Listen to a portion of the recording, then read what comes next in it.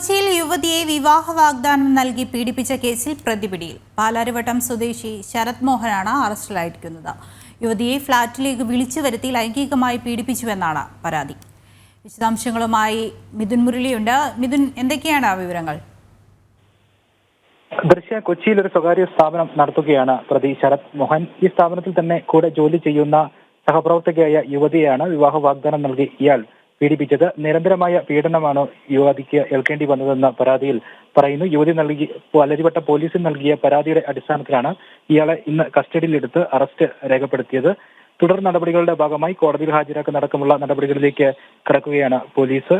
നിരന്തരം ലൈംഗികമായി പീഡിപ്പിക്കുകയായിരുന്നുവെന്നാണ് യുവതി നൽകിയിരിക്കുന്ന പരാതിയിൽ പറയുന്നത്. യുവതി പീഡനത്തെ